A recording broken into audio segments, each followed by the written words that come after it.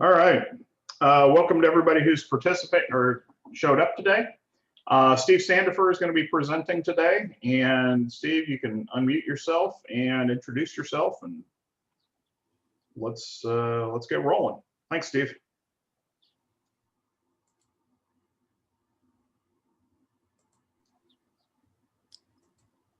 Let me get myself off of there. Okay.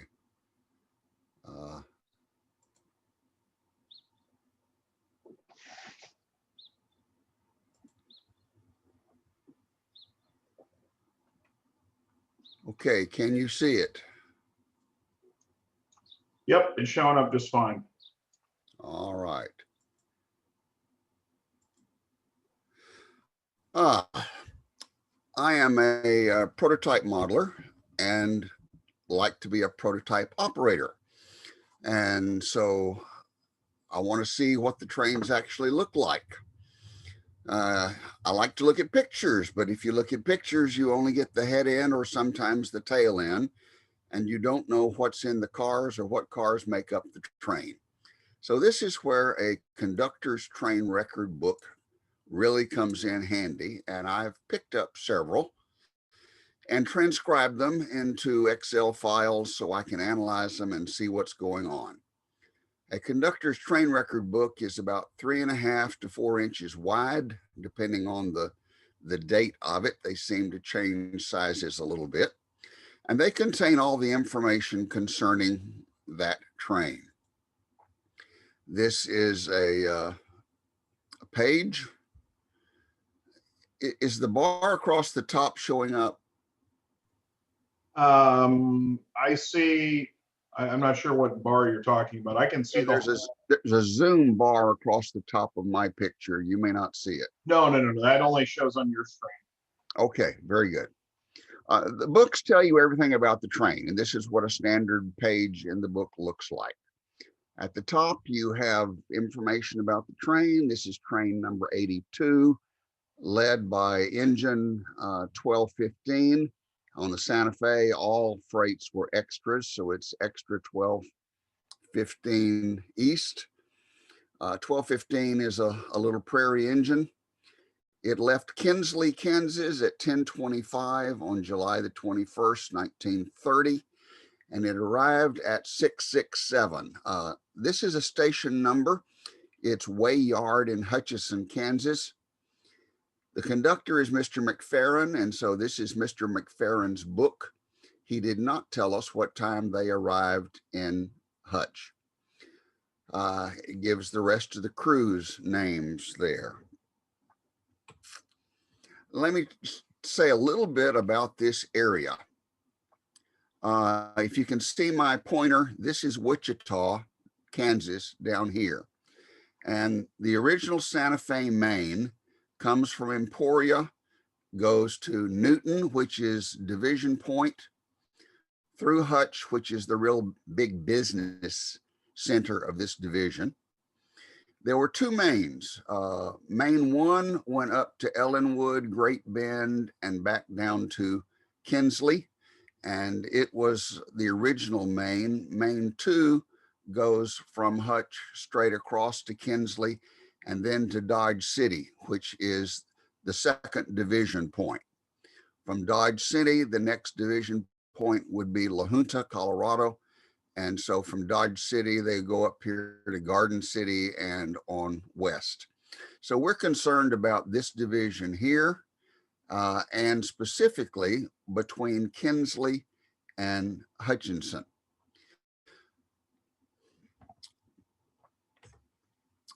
This is the content page from the record. It lists the cars, their number, the kind of car, the contents, the destination, the weight of the car, and then the total weight of the car, and then the weight of the contents that are billable, where the car was picked up, where the car is going to, and then a bunch of stuff about the seals. And I did not find he listed much information there. It was mainly notes that he put in the seals section. This is the car section where it says A, that is the abbreviation for ATSF. Sometimes they put AT, but generally it's an A. The car number is 1092. That's a WC, a caboose, a way car. It's empty. Well, it's got crew in it, but you don't bill anybody for the crew. So it's listed as empty. Its destination is 670, which is Hutchinson Station. The gross weight is 460 hundredweight. So that's 46,000 pounds. Halfway through this book, they swap to tons. So halfway through the book, that would swap to a 23 for 23 tons. Since there's no billable weight, the net is 0. And here's where he confuses some people. He says the destination is 670, which is the Hutchinson Depot, but he's taking the stuff to 667, which is Way Yard in Hutchinson, and it's 3 miles from the depot. So that's the reason that they're listed separately. 754 is Kinsley, where he's starting. On the original Santa Fe, Maine, the stations were numbered based on their distance from Chicago. So this tells you that Hutchinson is 670 miles from Chicago. Once you get off the original Maine, the numbers go crazy, and you need a special book that defines the station numbers. Our second car is an SP car. It's a boxcar, 32-134, and it's a merchandise car.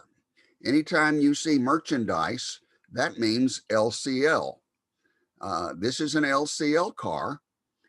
It's an SP car, but it's on the Santa Fe and it's going east.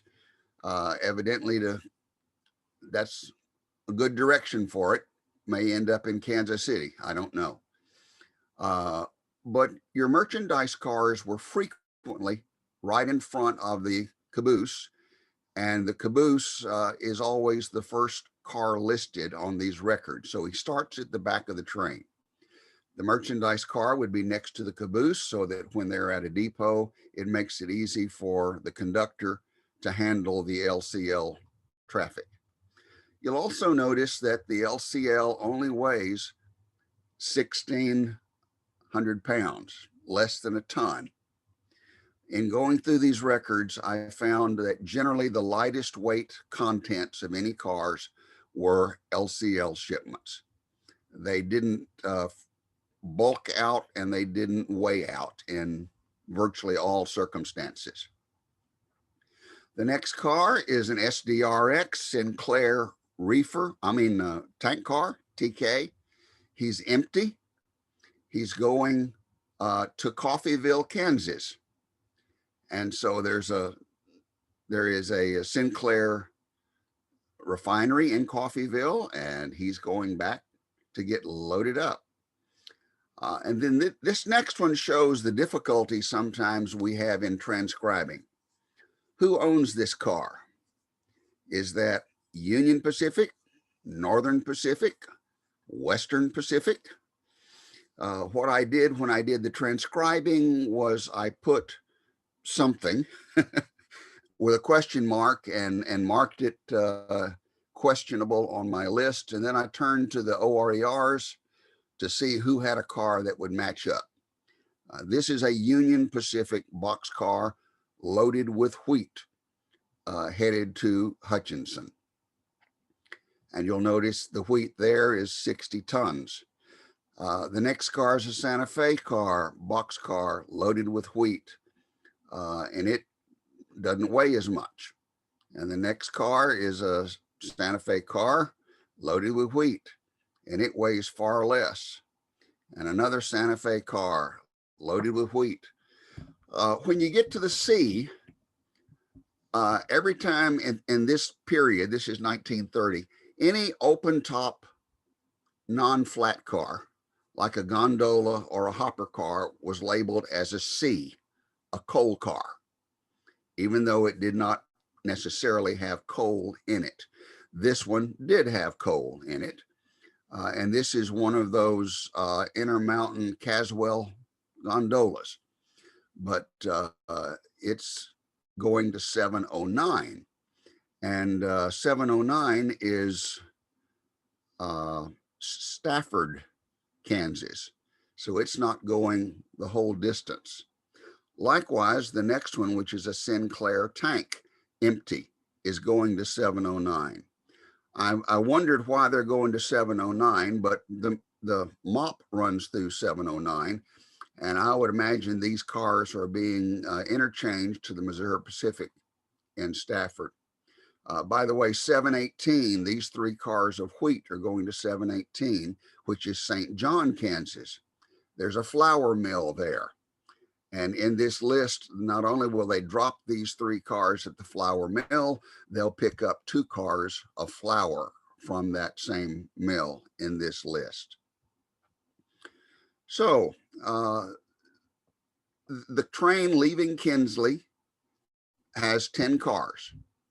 It arrives in Hutchinson over here with 34 cars.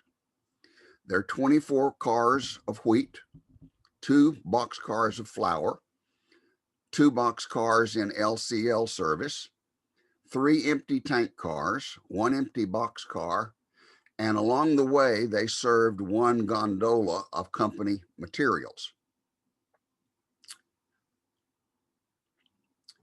He hits all the little towns in between, basically picking up wheat at the various small town elevators. He stops at Lewis, Belpre, Maxville, Dillwyn, St. John, Stafford, Zenith, Sylvia, Abbeville, Partridge, and Whiteside. So he makes a lot of stops, dropping off and picking up cars as he makes his way across the railroad. Now, this raises several things that we don't generally model well. One is merchandise service. LCL was very common until the 50s, really. And it was common for an LCL car to be in front of the caboose or combine on a branch line train. In one case, in these records, a branch line train picked up 4 LCL cars in 4 different towns along his route. LCL at certain times amounted to 20% of the boxcar loadings. So that is a lot of cars of LCL. This photo is taken by James Burke on the Howard branch in Kansas, the one I model, in 1948. And that reefer in front of the combine is in LCL service. The Santa Fe frequently used reefers in off-season in LCL service because they could handle easily the LCL quantity, and that freed up boxcars to be involved in other things like the wheat harvest. And most of us would think, why don't you just put the LCL stuff in the combine? Well, the combine doesn't fit at the freight house. A reefer did. And so reefers were very common in this sort of use. Company materials. The railroad was one of its own largest customers. We see company service coal, oil, sand for the engine facilities, company service ties, rail, switch parts, signal parts, ballast, steel, spikes for the track department, company service ice, salt for the refrigeration department, company service lumber, paint, and supplies for the bridge and building department, company service lumber, paint, couplers, steel, trucks, wheels, and a myriad of parts for the car department, and company service paper, because they used reams of paper on forms and tickets and books. They had forms for everything. In our train extra 1215 East, a gondola was picked up at Sylvia and taken 22 miles down the line to Whiteside containing company materials. Reefers out of season were used by the bridge and building gangs to hold paint and roofing materials as they spruced up depots down the line. I have records of stock cars out of season hauling track parts and lumber. and grain doors. Trains that grow from a few to a lot or vice versa. The sweeper and the stalker trains. Most computer programs, and that's what a lot of folks here in Texas use for their op sessions, tend to keep a train of a consistent size. McFerrin worked a lot of wheat trains. Some began with a lot of empty boxcars and dropped a few at each elevator along the line, ending up with only the caboose at the end of the line. In contrast, he had a train that was a caboose hop, running to the farthest point, turning on the Y, and returning to its beginning spot, picking up loads at every elevator. The shipping season of livestock worked the very same way. If they knew a branch line was known for its livestock shipping, they would stock empty cars at the end of the line so that when the shippers were ready, they could just go to the end of the line, pick up the correct number of empty cars, and come back and load the herds. The engine on this train, by the way, was one of the little 1050 class Prairie engines, like this one that's preserved in Dodge City. And I'll just add one thing about preserved engines on the Santa Fe, and it may be that way all over, but at least it's this way on the Santa Fe. Seldom does the tender behind the preserved engine, seldom is it the one that ran with that engine in service. In the case of the Santa Fe, they will have a tender badge plate that says the number of that, the number of the engine that tender was built for. And when it came time to donate an engine, they would keep the good tenders for maintenance of way service and donate the ones that were ready for scrap anyway. But this is the little engine that was pulling that train, or the style of engine that was pulling that train. All right, McFerrin's conductor record contains list of 1,387 cars on 21 trains, 12 trains in July of 1930, 2 trains at Christmas 1930, 7 trains July 1931. He had 1,083 loads, 304 empties, 1,022 Santa Fe cars, 32 Santa Fe Reefers, and 333 foreign road cars.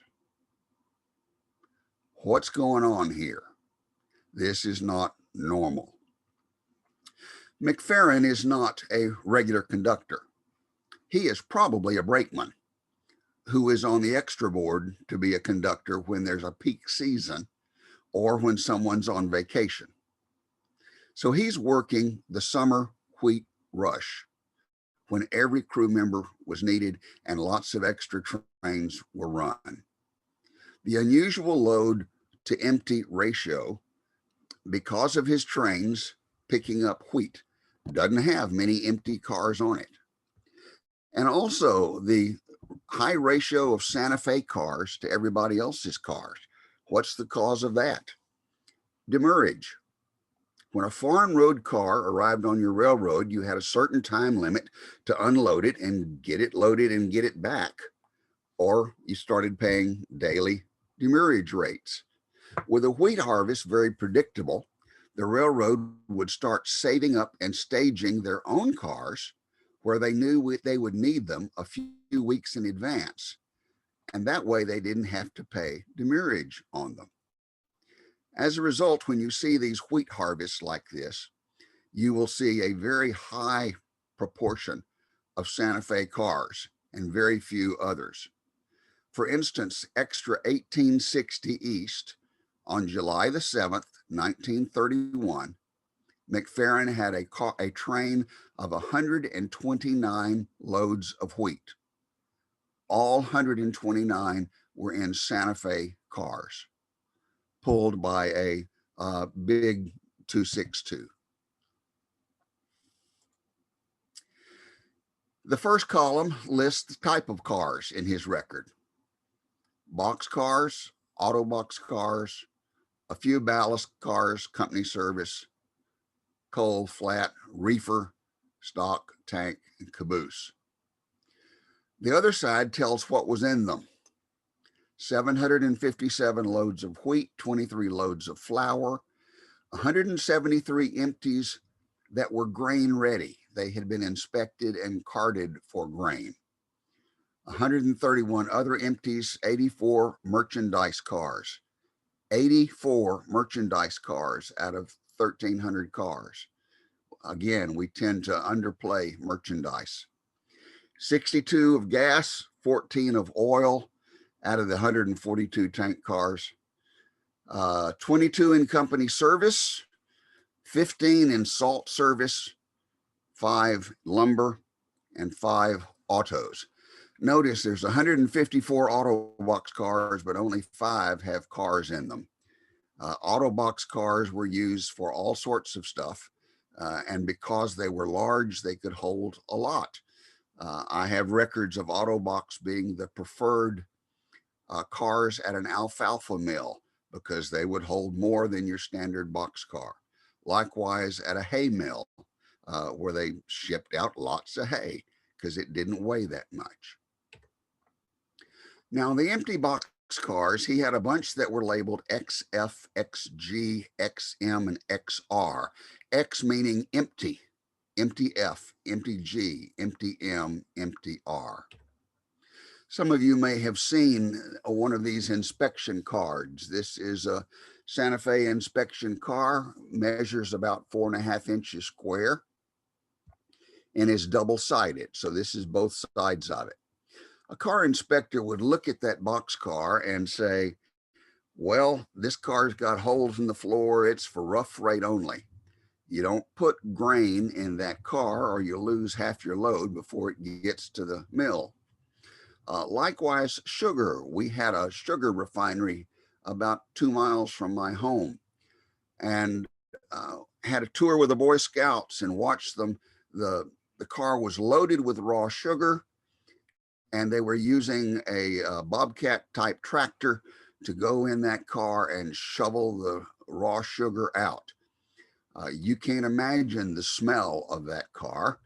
And my shoes were sticky for weeks after walking around that sugar mill. Well, cars were suitable for various types of merchandise.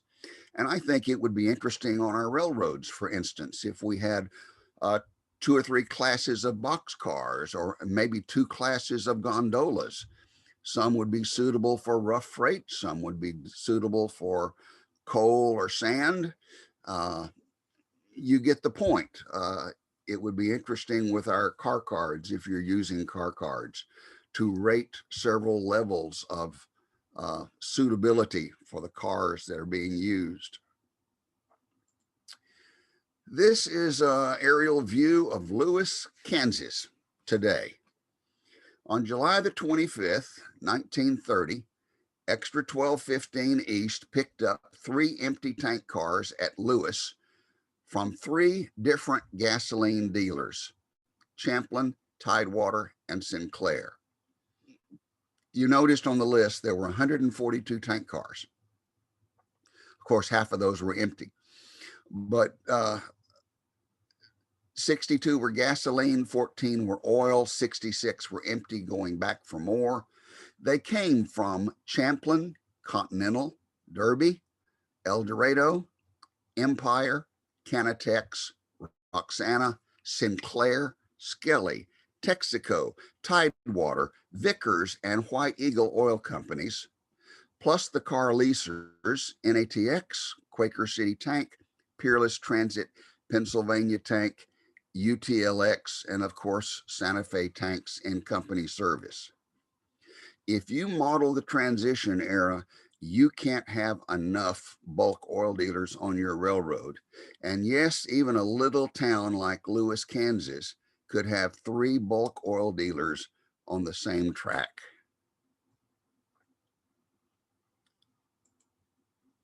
What's so special about Hutchinson? Well, though Dodge City and Newton are the division points, Hutchinson is the wheat hub northwest of Wichita. This is one of the grain elevators. You're seeing part of it. You can see another one in the distance. This is the aerial view of that one we just looked at. And standing in the street, taking a picture of that, you can also see this one next to it, which is really two elevators side by side. You go across the street and you find this one, which is kind of hard to tell much about from this picture, but it is over a quarter of a mile long and is the second largest elevator in the United States, I believe, second only to one in Wichita. And this is yet a fourth one down the road from there. So Wichita, Hutchinson was a center for the accumulation of grain from all over the region. You would have your little local elevator that would serve the farmers around the town, and then they would combine their grain and ship it to a place like this, where it could be stored, graded, and from here shipped to the mills that would actually use it.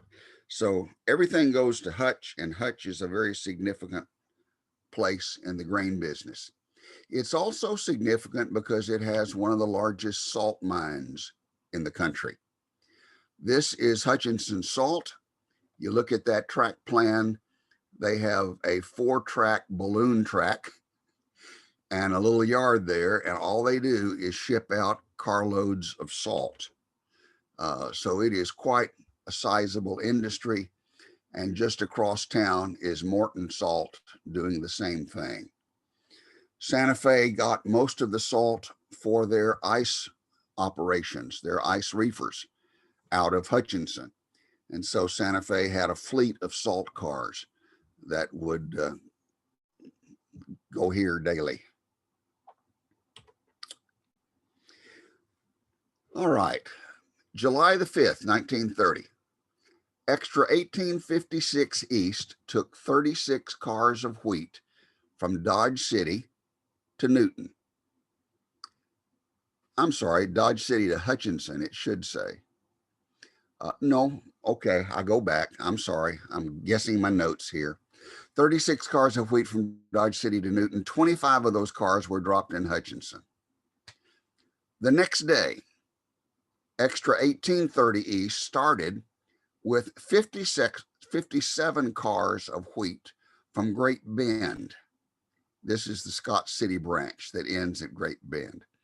He takes 57 cars of wheat from Great Bend, takes them down the road about 15 miles to Clarendon, and leaves them on a siding.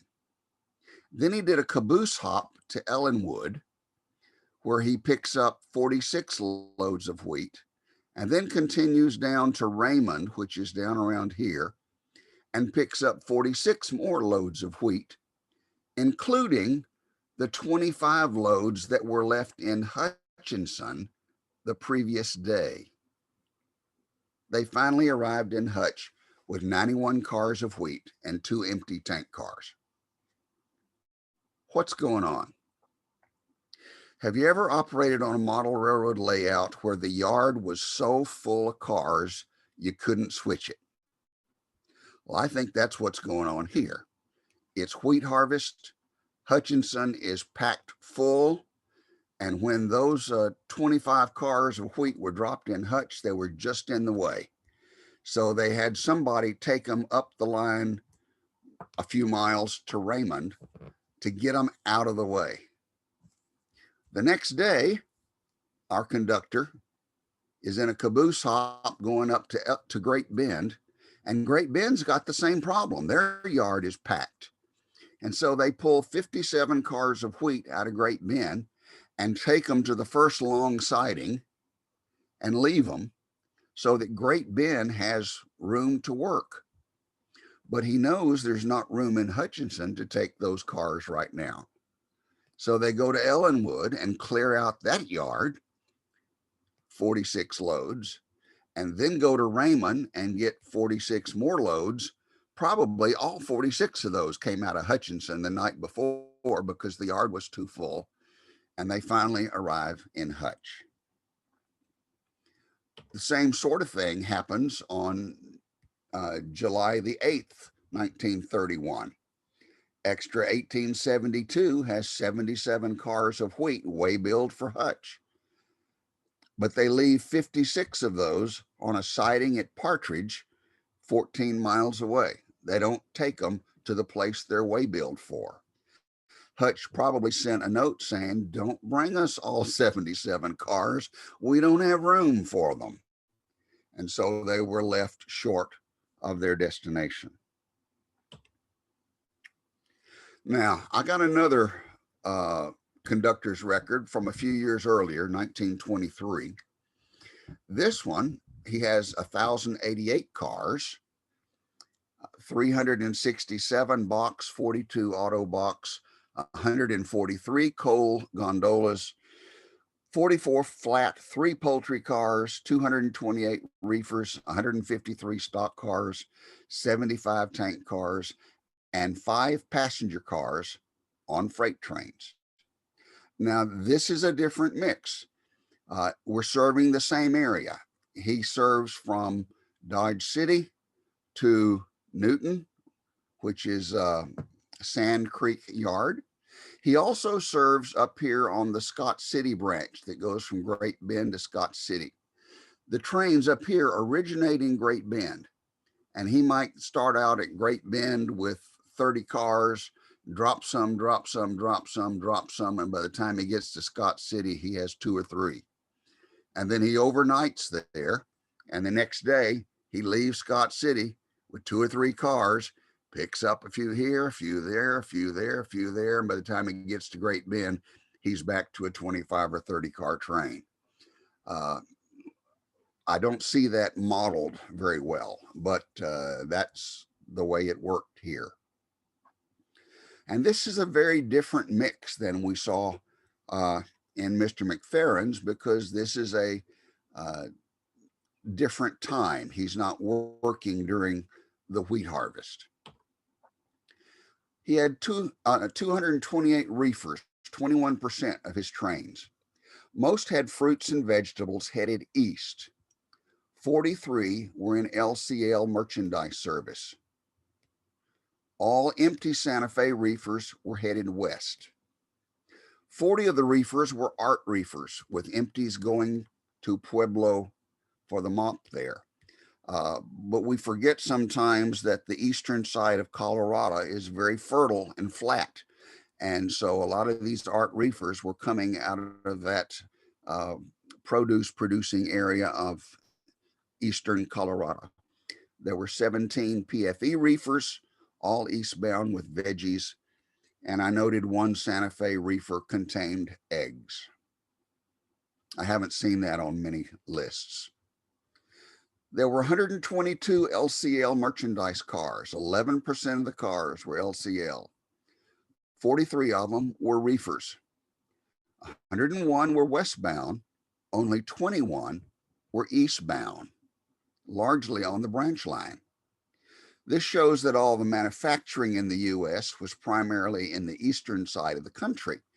And so manufactured goods were being sent LCL to the west, but the folks in the west didn't have much to ship back to the east.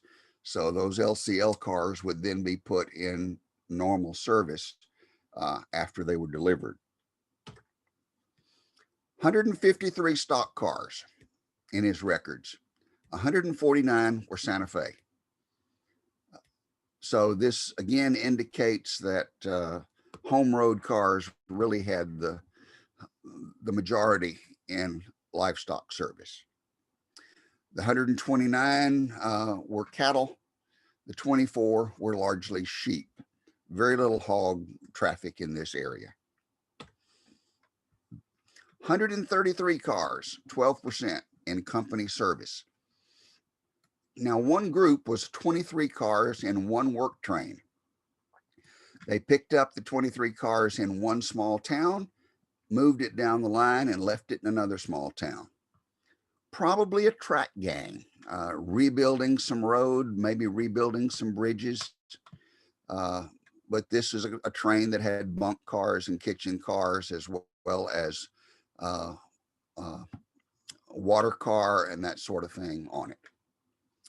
There were some foreign road cars that carried company materials. For instance, Santa Fe ordered all their rail from Colorado, uh, what's it called? Colorado Steel and Minerals there in Pueblo. And those rails came in Denver, Rio Grande flat cars. There were also stock cars used to handle company materials, company rail, company grain doors, and company coal. This would be interesting to model, to have a stock car that was taken up the branch and it stops at every grain elevator on the branch to drop off grain doors. 65% of the cars on his trains were Santa Fe, and there were 5 passenger cars.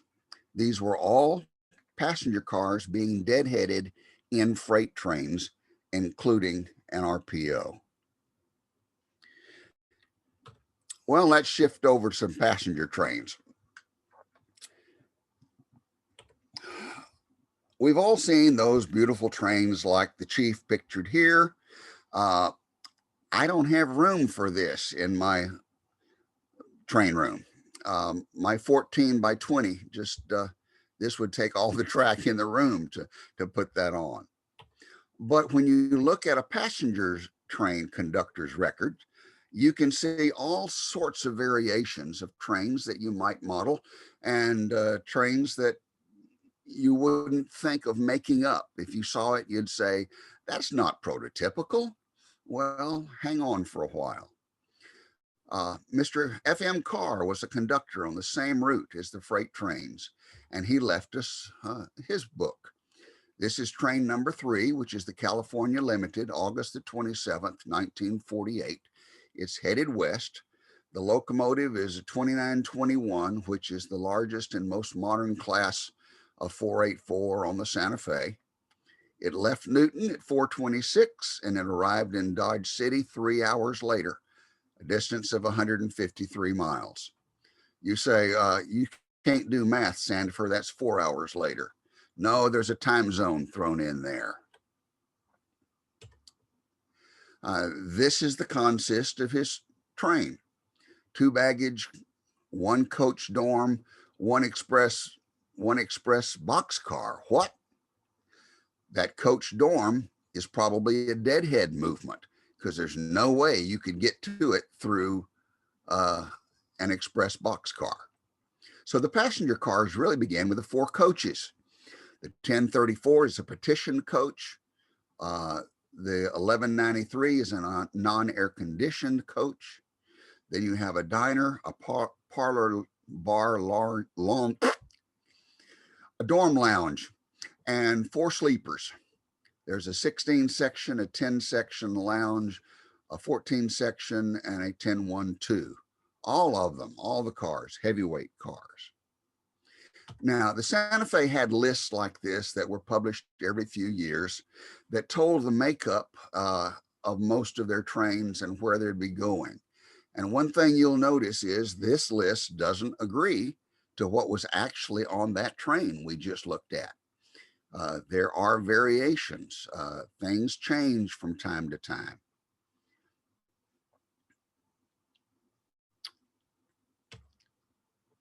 The conductor's record also lists the people who were traveling on railroad passes. It gives their number, and he says the number and he says where it's going to, which is not exactly the information the chart asks for, but that's what he put. And then the final section, the tickets sold. Let's look at some trains. All right, 3752, there's a good sister to the 3751, a Broadway product, and the Centennial State, August 27th, 1948. You have a RPO baggage with a 30-foot RPO compartment, 2 baggage mail express, a non-air conditioned coach, a coach smoker, and 2 sleepers. Nothing in the way of a diner on this train, but an easily modelable train from Chicago to Los Angeles. The Scout, January the 26th, 1951. It starts off with 2 RPOs. Possibly one RPO is deadheaded and the other one is in use. I've also heard reports that occasionally RPOs were used simply as baggage mail express cars.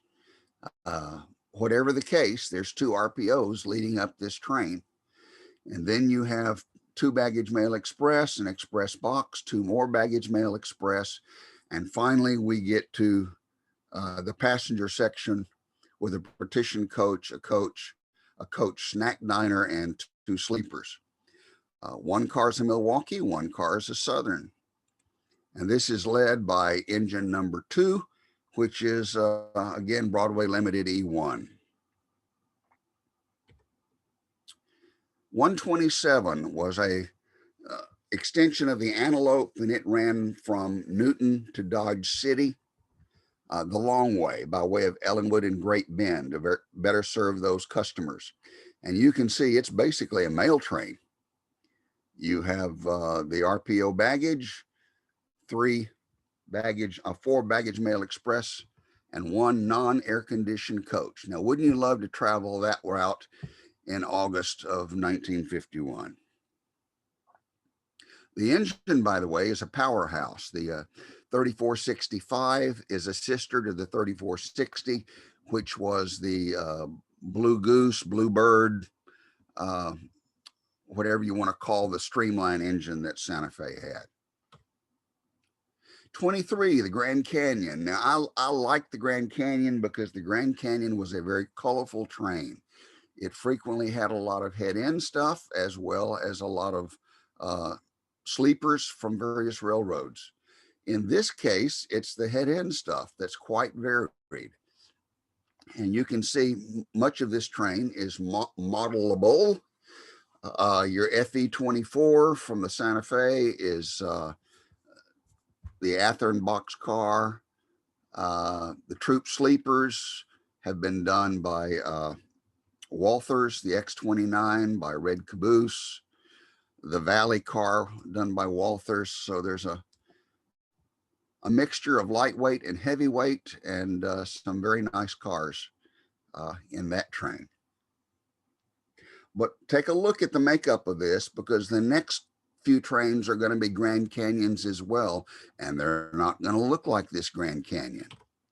For instance, this is the 3rd section Grand Canyon, August 2nd, 52. There were so many people that this is all coach. Coach, diner, coach, bar lounge, coach, diner, coach. And this is the 2nd section on August the 4th. Again, a coach section, but heavier on the head-end cars.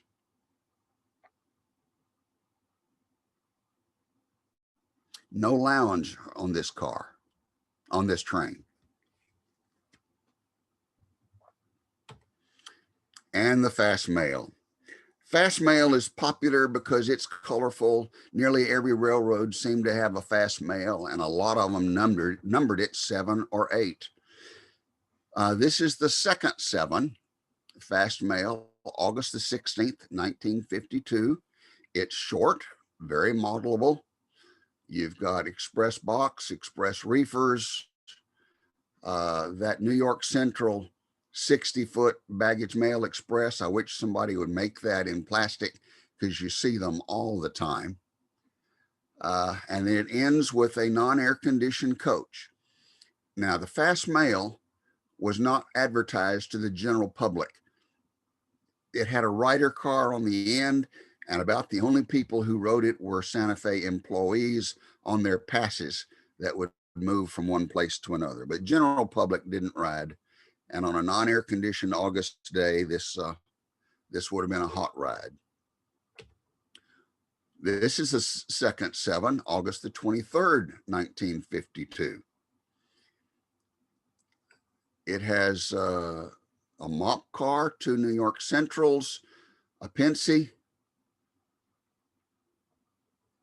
Again, short enough to be modelable, especially with the 50 and 60 foot cars there. The 2902 is a big, fast engine, not available in plastic, though I have heard rumors. The second 7, August the 27th, 1952. Another 484 pulling it, but look at the makeup. This is the second 7, fast mail. What's it doing with sleepers and with diner and with bar lounge? Well, it may say it's the second 7, but it's under government orders. This is a military train. The Korean War is still going on, and 136 soldiers are headed to Los Angeles, probably for the naval base at San Diego or Camp Pendleton. This is a colorful consist. ACL, Chicago Northwestern, T&P, some in Pullman dress.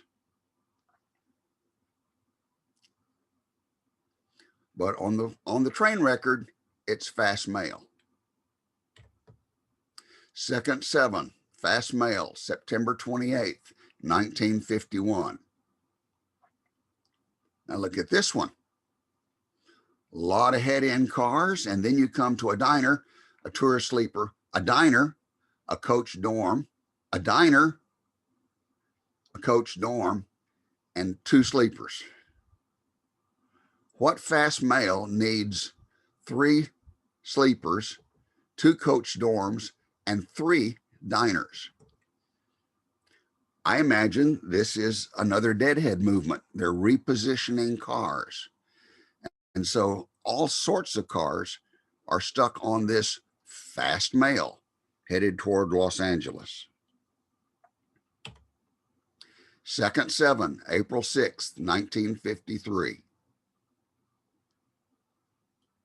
Here's one you can model. 8 cars. Fairly simple little train.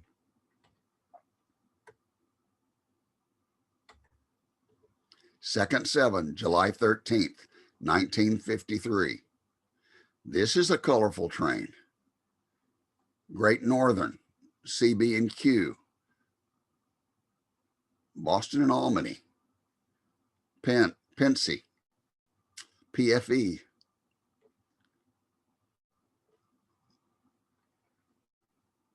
I have other examples with NRC reefers, with SP and B&O baggage cars, one with an Erie baggage car. And this one, by the way, is the very last months of steam, July 13th, 53. The power is a big 2900 484. Before the end of the year, they would all be laid up good or waiting for scrap. And here's one everybody can model. The 311 from Newton to Dodge City, May the 12th, 1956. A baggage mail express, a coach, and the power is a war bonnet PA. Well, time for me to stop. But my goal with this presentation was to encourage you to be more prototypical in your train makeup, both freight and passenger. And also with the passenger trains, to give yourself permission to make up all sorts of odd collections, even 3 diners on a mail train, and just dare somebody to tell you that's not prototypical.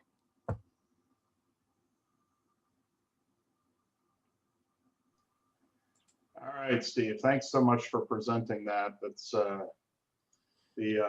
not prototypical one is, I think that's probably one of my favorite ones, especially modeling modern diesel makeups. It's like, well, you can't put that engine with that road. Yeah, I can. I've got a video of it, or I've got a picture of it. Or, doing modern, it's like, well, I have a heritage train. I have a Canadian Pacific in maroon paint. it's a heritage train, you know, just write it off as that. So, okay, let me go through some of the questions. We'll just go backwards here. Let's see. First question. There was a discussion about deadheads that got answered in the chat. What is a salt car during the transition? Boxcar in the 30s, covered hopper 40s and 50s?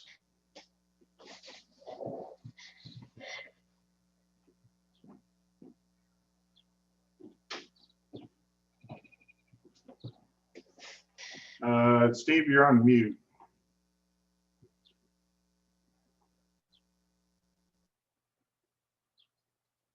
Or you just dropped.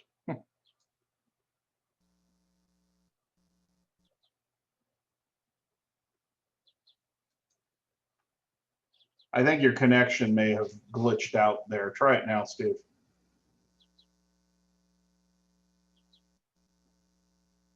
Is anybody else hearing him, or is that just my problem?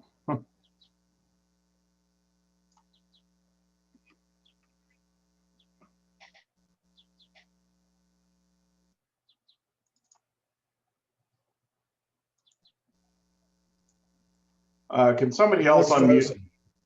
Okay. Yeah, I'm not hearing him either. Okay, just wanted to make sure. Steve, I think your connection may be. Am I on now? There you go. All right. Okay. So the question was salt cars. How did they move salt? Okay, they were in. They had a lot of reefers that had been they had boxcars that had reefer doors put on them, and they used those for salt. Westerfield has models of those in their line. The use of covered hoppers really didn't start until the late 50s. If you're an early to mid 50 modeler, covered hoppers were pretty well restricted to stuff like cement, a handful of chemicals, but they were not used for grain or for salt at that time. Okay. Somebody threw in a correction. Apparently, Colorado Fuel and Iron was the place. Yeah, that was the place in Pueblo. That's it. Let's see. We talked about the deadheads. Larry's asking, where did the conductor get the information to enter into his book? He's basically just train. Say again. Train. Or the train went by him and he wrote it down as the train went by him. Okay. All right. Well, if he did that, how did he get the weights?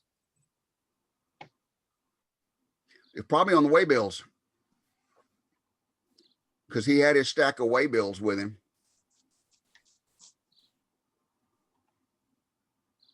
All that information is going to be on a waybill too, isn't it? Yeah. Yeah. But you have to make sure they're in the right order. And the way these books list, they list all the train as it left the station. And then as they picked up cars, they would be added to the list at the bottom. I don't know if they actually put them on the head end. Maybe they did, but it would get longer as they went along and picked up cars along the line. So what is the actual purpose of his book? Is it because he's not issued a manifest for the train? Right. Right. This is pre-computers. Okay. Everything's paperwork. So it's just easier to have it in this book than to have to page through 100 waybills, basically. Mm-hmm. Right. Kind of like how a lot of people. Okay. Got a question about what are grain doors? Okay. Grain doors were all your grains being hauled in boxcars. And sometimes the boxcars were lined, sometimes they weren't. But you had to keep grain from falling out of the doors. And so the door on one side would, from the inside, have a cardboard, a piece of cardboard nailed over it. And sometimes it had wooden slats that would go with that. And then on the other side, they would put cardboard up a certain height.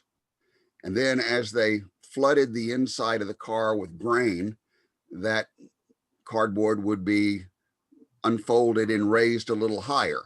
But it was the purpose of the cardboard tacked to the inside walls of the boxcar to prevent the grain from falling out.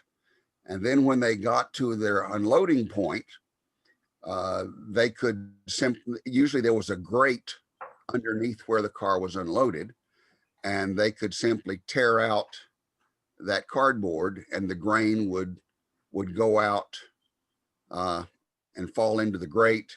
And then sometimes men would get inside and shovel the rest of the grain out, or they would have some kind of sled equipment that was tied to a pulley, and they would scrape all the grain out of the inside of the boxcar. But until the late 50s, boxcars were the only way of moving grain, and it was just free loaded inside. All right.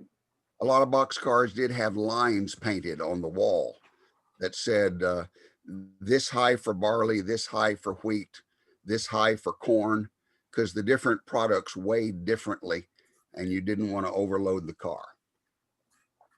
Makes sense. All right. I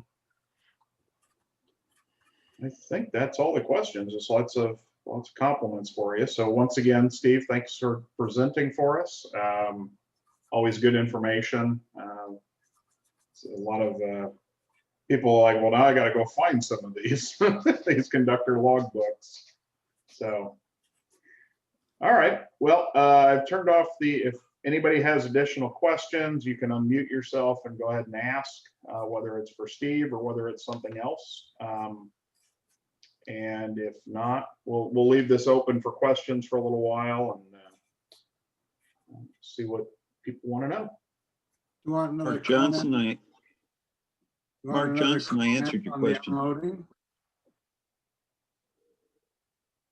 Okay, hold on. We got, Yes, I saw Al. the answer. Thanks. all right, well, everybody's trying. Okay, Dick, go ahead. Unloading the boxcars at the ports in Vancouver, they had a tilting table, and they had a ram that went just right through the grain door, with the car door open, obviously, and it went at a diagonal across the car. They then tilted the car so that the one end was would drain down and across this ram and out onto the grating on the floor. Once that was completed, from the one end of the car, they would then tilt the car the other way and switch the grain door or the ram over so that the grain from the other end of the car was all directed out through the door. Before that, as it was mentioned, they had to have a bunch of laborers inside the car to shovel the two ends out. But with this tilting mechanism, they could unload them very rapidly. Got it. Okay, who else had a question or a comment? Alex Schneider. I Go just ahead, wanted to mention that I addressed Mark's question in the chat section concerning Oh, the partition coach. Yes. Got it. Well, some of the partition coaches were for Jim Crow rules, and some of them were smoker cars, where you had a smoking section in one end and a non-smoking section in the other. And I think Santa Fe listed partition cars as generic for both kinds. I was looking in the register and I can't find any such listings. Unfortunately, I don't have the numbers in front of me of the ones in the consists.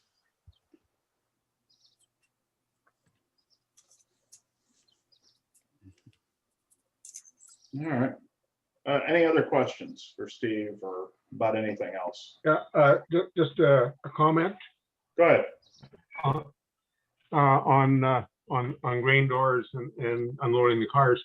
The National Film Board of Canada has a couple of good videos that anyone can go to the NFB website and download.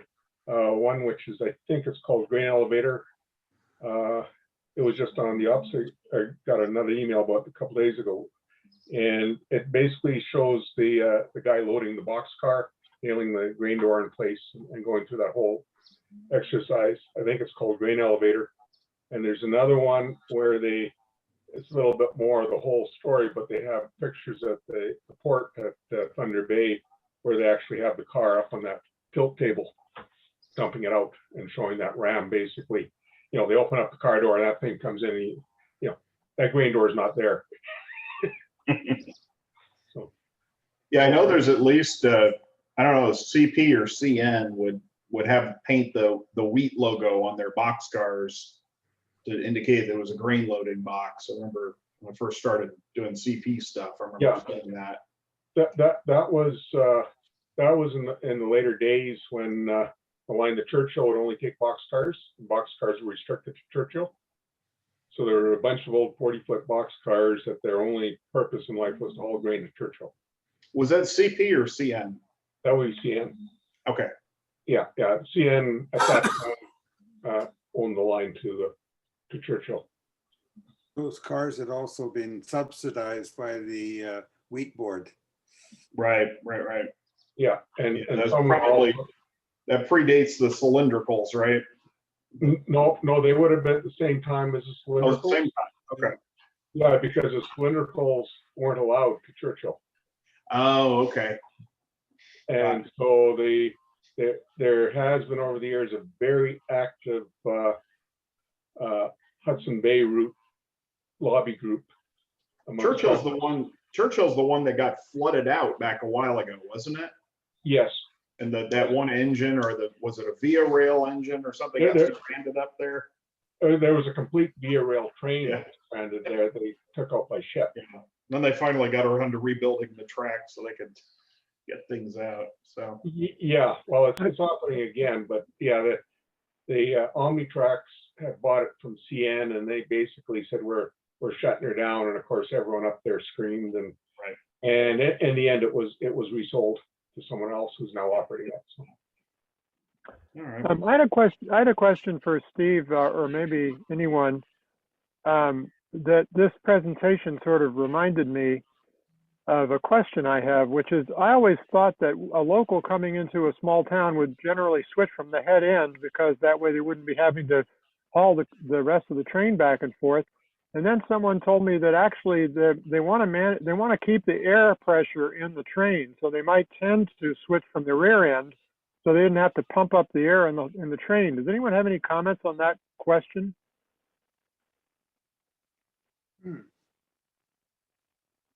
It seems like you're trading off two things. One is the amount of power involved in shoving the whole train, and the other one is the amount of time delay associated with pumping up the air. Well, it was against the rule, but a lot of times they bottle the air. Yeah. Well, that's what I guess that's what I'm talking about. Yeah, that was against the rule to do that. At least in my time it was. All right. Still is. So in other words, in theory, you should probably be switching the front end of the train. Is that the implication of that? Well, once again, in my time, we always kept the shorts on the head end. Yeah, that's what I mean. Okay. Steve, so do you know where you could find some of those books? Wish I did. I'd like to have more. I think the best source might be museums that would allow you to look at them and photograph them or transcribe them. I found them in swap meets, antique stores. Just a few of them have been sent to me because people know I'm interested in them. I find the passenger ones much easier to come by than the freight ones.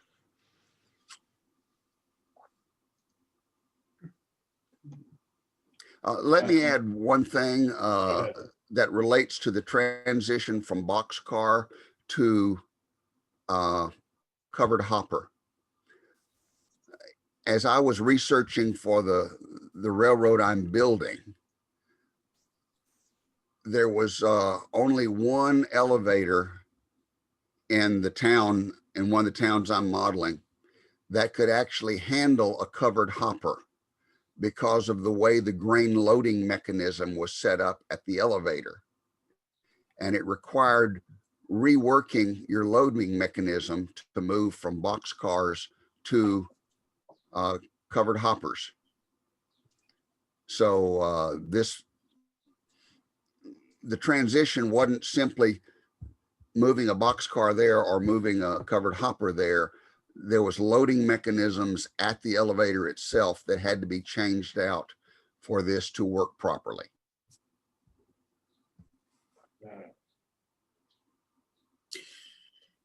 You might also try railroad historical societies for the conductors books. I know that the B&O Society has quite a few. Most of them that I've noticed are from the late 50s, which is beyond my period, but so I haven't picked through them, but you might try railroad historical societies.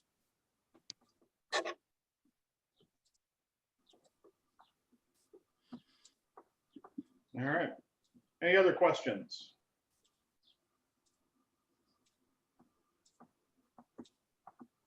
Comments, good for the order, whatever.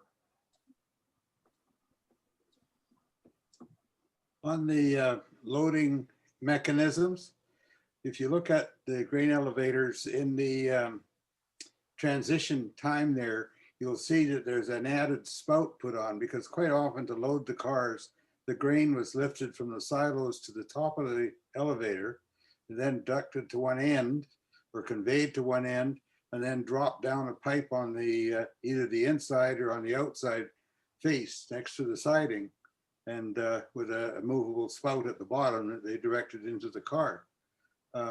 With the onset of the covered cars, they started to just tap into that line, but they still had to have a valve and stuff on it as they moved from hatch to hatch. Otherwise, they'd have all the bears in the neighborhood camping on your doorstep. I mean, they did load them. They did load them through the hatches, right, on the roof. Yeah. Oh yeah. Okay. And that sped things up considerably. Yeah. Well, yeah.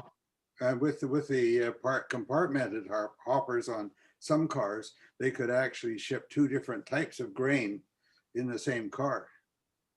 Just had to be very careful about unloading it. Well, yeah. Otherwise, you got trail mix instead of. So am I to assume that the conductor's journals was his own personal notebook and not turned into the company? Correct.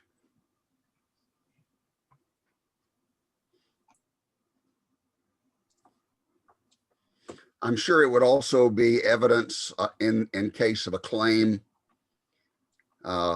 If somebody said they didn't get their car or their car was lost, the conductor would use that, among other things, to document the handling of that car. Also at the bottom, they often put things like no rough handling, just to document that the train didn't have any difficulties in its trip that would have affected merchandise in the train. It's almost remind me of the at some operating sessions where people will make up their own switch lists to kind of tell them what they need to do. It's really what it reminds me of. So even that's got a prototype, right? All right. Well, if there aren't any questions, we'll go ahead and shut down for today. Again, thanks for presenting. We appreciate it. Thanks to everybody who came. The next event will be in 2 weeks on May 30th, same time, 4 p.m. Eastern. I'm looking for additional people to present. If you have an idea or know somebody who I should talk to, feel free to email editor@opsig.org. Otherwise, everybody have a good evening. Thanks for attending.